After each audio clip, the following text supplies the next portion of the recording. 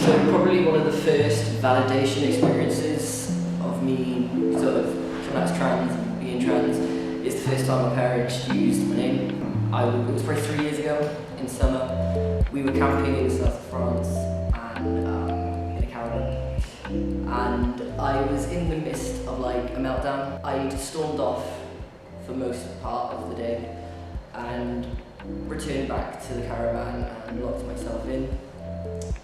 Obviously my parents were trying to coerce me out, and my dad used Harry, which is my name, and that's probably the first time I remember my parents using my name, and it's just that sense of feeling like they're finally understanding kind of where you're coming from, and they're willing to support you through the process.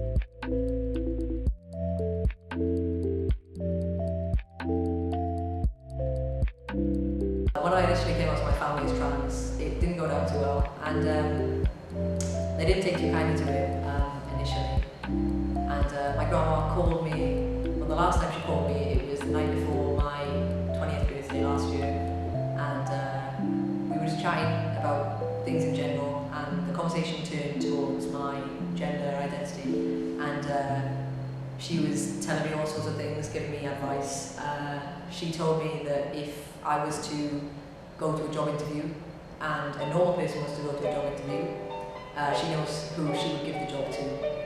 And she also told me that there's no point in me coming out as trans just yet, because I'll never complete my degree, my lecturers won't like it, I'll never get where I want to be in life.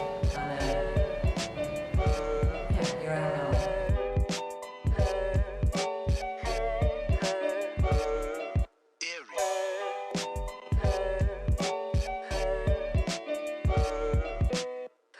I was in a queue to go to a concert, and I was on my own because I'd only been in Cardiff for like a couple of weeks at that point, and I started talking to the people in front of me and behind me, and they were nice people.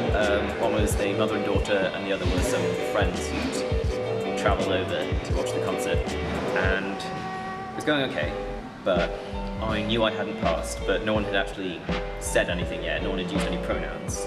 So I was just waiting for someone to slip up so I could correct them. When it happened, it was fine. The mother and daughter just apologised quickly and succinctly, and one of the friends that had travelled over also apologised. But his friend got very sceptical and started questioning me and just like asking why I didn't have any stubble, whilst his friend was trying to be like, oh well, when I was 18 I didn't really have any stubble, and just didn't quite believe me. So I ended up just saying I was trans because it was getting awkward, and they're all cool with it. I went to the concert, got separated from them, but managed to meet up afterwards, and we went out clubbing.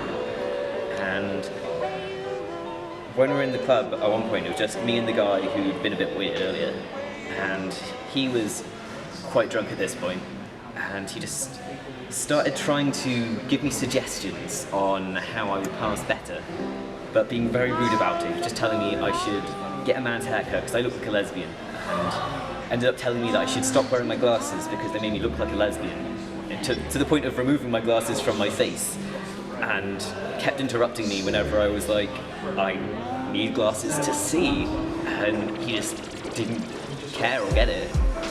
Ended up crying in the toilets. That was exciting. It was just the beginning of realising people weren't going to believe me when I just said I was a man, and I'd have to tell them I'm trans, and even then, it might not be enough.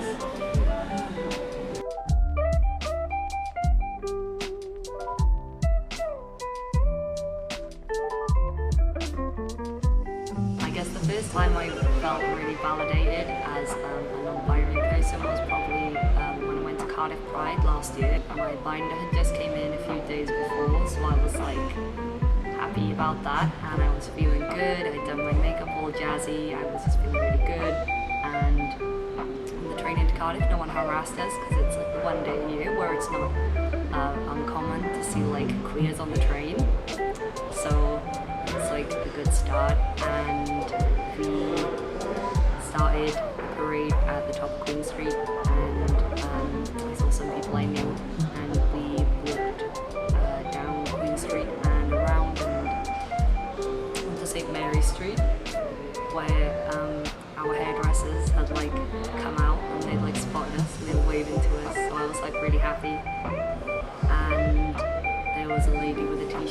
I love my trans son, but she wasn't with her son, but it was still really nice.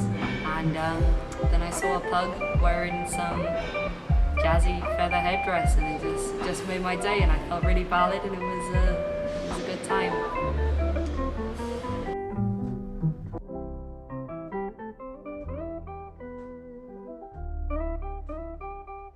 So I spent 7 years in the military, which is quite a hyper-masculine environment. If you're weak, then it's the worst possible thing you could be, and sort of any sign of femininity is considered to be weakness. Apologising is seen as weakness. Being hurt is being weak.